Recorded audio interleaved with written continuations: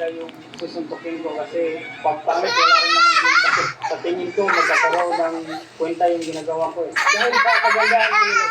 Feeling ko ni-reason out niya lang yun para i-justify yung pananakit niya sa mga babae. Nagpapaganda ka para sa sarili mo, pero sasapatin ka lang pala ng ibang tao. Hindi ako ng tawad sa kanila kasi hindi maganda yung nagawa ko sa kanila at masakit din yung sa kanila. Ang lahat ng yun ay nagawa ko dahil lang naman sa ginawa rin sa akin. Siguro kuya, Ingat po siya, May. Hurt people, hurt people.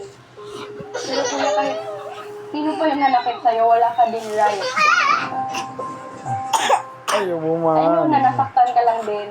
Tao ka pa rin. May morals and values ka pa rin naman. Pero wala ka ding right manakit ng babae just because they're vulnerable. No woman deserves to be safe. Nabuan mo si ate? Nabuan? Ha?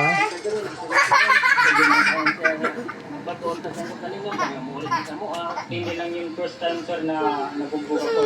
Maraming beses na po. Well, it's up to the person. He wants to find charges. Yung sa type na nanakit sa kanya is karapatan niya naman po yun. Pag may makasalubong akong lalaki, parang baka sasaktan na naman ako. Pag naalala ko, nakakatakot and parang napaka-healthy.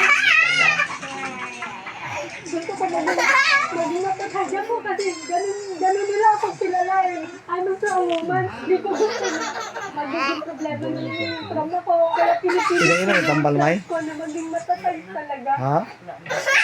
Lagi mo? Tuloy ang pagsampa nila ng kaso ng serious physical injury laban kay Alfred. Pagka napatunayan kung may tala